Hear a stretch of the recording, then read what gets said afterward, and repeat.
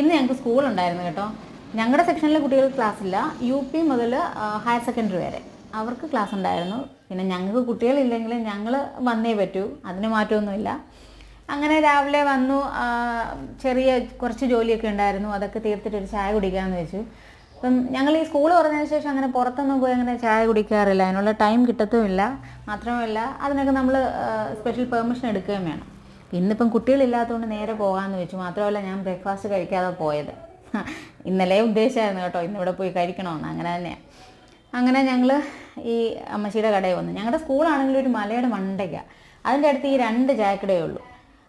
അപ്പോൾ മിക്കവാറും ഇവിടെയാണ് ഞങ്ങൾ വരാറുള്ളത്. ഇവിടുത്തെ ഫുഡിനൊക്കെ നല്ല ടേസ്റ്റാണ് കേട്ടോ.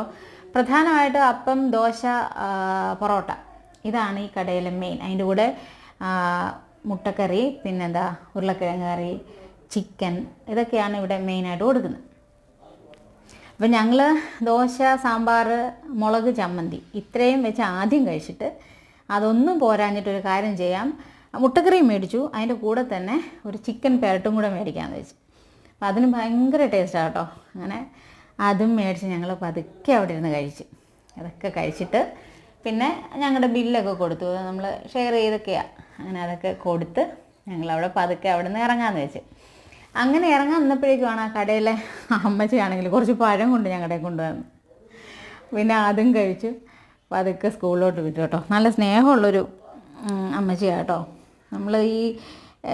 നമ്മൾ ഈ ഫുഡൊക്കെ മേടിച്ച് കഴിഞ്ഞാലും ചില സമയത്തൊന്നും, എനിക്കറിയത്തില്ല എല്ലാവരുടെ അടുത്തും അങ്ങനെയാണോന്ന് അറിയത്തില്ല, എൻ്റെ കയ്യിൽ നിന്നൊക്കെ അത്രയും എമൗണ്ടൊന്നും അമ്മച്ചി മേടിക്കത്തില്ല. എല്ലാവരോടും അങ്ങനെ തന്നെ ആയിരിക്കണം.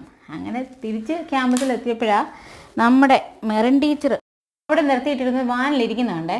അപ്പോൾ എന്താ കാര്യം എന്നറിയാതെ അടുത്തോട്ട് ചെന്നപ്പം ടീച്ചർ പറഞ്ഞു, അതവിടെ ഇങ്ങനെ കിടന്നുകൊണ്ട് ഞാൻ ജസ്റ്റ് ഒന്ന് കയറി ഇരുന്നതേ ഉള്ളെന്ന്. എങ്കിൽ പിന്നെ എങ്കിൽ എല്ലാവർക്കും കയറാമെന്ന് വെച്ചു. ബാക്കി എല്ലാവരും അതിൽ കയറി.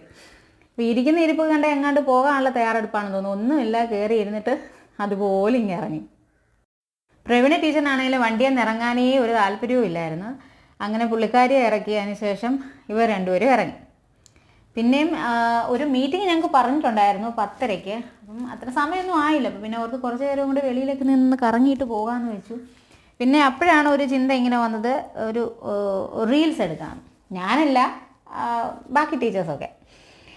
അങ്ങനെ അവർ ആലോചനയിലാണ് എന്ത് ചെയ്യണം, എങ്ങനെ എടുക്കണം എന്നുള്ള. പാട്ടൊക്കെ എല്ലാം റെഡിയാക്കി വെച്ചിട്ടുണ്ട്. പക്ഷെ ഉണ്ടല്ലോ, സ്റ്റെപ്പൊന്നും ആർക്കും അങ്ങോട്ട് ശരിയാകുന്നില്ല. ഒരാൾ പറയുന്ന സ്റ്റെപ്പ് മറ്റേ ആൾക്ക് മനസ്സിലാകത്തില്ല. അപ്പം ഒരാൾ കാണിച്ചു കൊടുക്കും എവിടെ ശരിയാകാൻ, തിരിച്ചും മറിച്ചും പിന്നെ അതിൻ്റെ ആലോചനയാണ്. അങ്ങനെ എന്നപ്പോൾ ഓർത്തു, ഇനി എനിക്ക് നന്നായിട്ട് കളിക്കുന്ന ആരെങ്കിലും കൂടെ വിളിക്കാം. അങ്ങനെ നോക്കിയപ്പോൾ നമ്മുടെ PT ടീച്ചറിനെ വിളിച്ചു.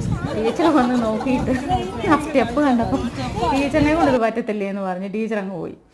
അപ്പോഴേക്കും പിന്നെ സമയമായതുകൊണ്ട് ഞങ്ങൾ വീണ്ടും ഇങ്ങനെ സ്റ്റാഫ് റൂമിൽ വന്നു. അവിടെ വന്നപ്പോൾ നമ്മുടെ ആര്യ ടീച്ചർ അവിടെ ഉണ്ട്. ആര്യ ടീച്ചർ ശരിക്കും പറഞ്ഞാൽ ഇപ്പം ഞങ്ങളുടെ കൂടെ അല്ല കേട്ടോ, ഇപ്പം UPയിലേക്ക് മാറി. പക്ഷേ ഒരു ഇച്ചിരിയെങ്കിലും സമയം കിട്ടുകയാണെങ്കിലും ബ്രേക്ക് കിട്ടുകയാണെങ്കിലും പുള്ളിക്കാർ ഓടി ഞങ്ങളുടെ അടുത്ത് വരും. പിന്നെ അത് കഴിഞ്ഞ് ഞങ്ങൾ നേരെ മീറ്റിങ്ങിന് കയറി. എല്ലാവരും വന്നിങ്ങനെ വെയിറ്റ് ചെയ്തിരിക്കുക. പ്രിൻസിപ്പലിൻ്റെ മീറ്റിങ്ങാണ്. മ്യൂസിക് ഡേയോടനുബന്ധിച്ച് കുട്ടികൾ കുറച്ച് പ്രോഗ്രാംസ് ഒക്കെ ചെയ്യുന്നുണ്ടായിരുന്നു. അപ്പോൾ ഈ മീറ്റിംഗ് കഴിഞ്ഞിട്ട് വേണം അത് നടത്താൻ. അങ്ങനെ പ്രിൻസിപ്പലും സാറും എത്തി. പിന്നെ കുറച്ച് കാര്യങ്ങളൊക്കെ സംസാരിച്ച് അതിന് ശേഷം മീറ്റിങ്ങൊക്കെ കഴിഞ്ഞ് ഞങ്ങൾ ഇറങ്ങി.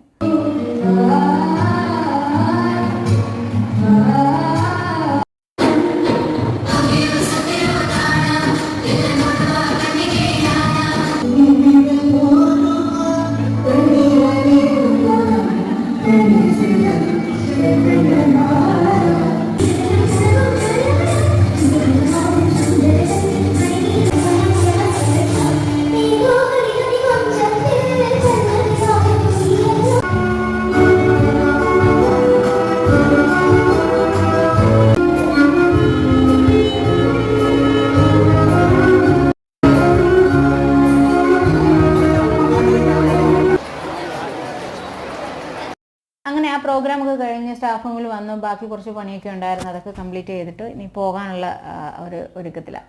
അപ്പം നിങ്ങൾക്ക് അവിടെ കാണാം കുറേ ചോക്ക് വെച്ചേക്കുന്നത്. ശരിക്കും പറഞ്ഞാൽ ഇതിൻ്റെ ആവശ്യം ഇപ്പോൾ ഞങ്ങളുടെ സ്കൂളിലേ ഇല്ല കേട്ടോ. ചോക്ക് ആരും യൂസ് ചെയ്യുന്നില്ല. നമ്മുടെ ക്ലാസ് റൂമിലെല്ലാം സ്മാർട്ട് ബോർഡാണ്. അപ്പോൾ ഇതെന്ത് ചെയ്യണം, ഗീത ടീച്ചറിനോട് വേണമെങ്കിൽ കുറച്ച് ബാഗിലിട്ട് കൊണ്ടുപോകാനാണ് ബിൻ ടീച്ചർ പറയുന്നത് കേട്ടോ, എടുത്തുകൊണ്ട് പോകാൻ. അങ്ങനെ പിന്നെ പഞ്ച് ചെയ്ത് ഞങ്ങൾ എല്ലാവരും പോകാൻ ഇറങ്ങി. അപ്പോൾ ഇന്ന് ഇത്രയേ ഉള്ളൂ.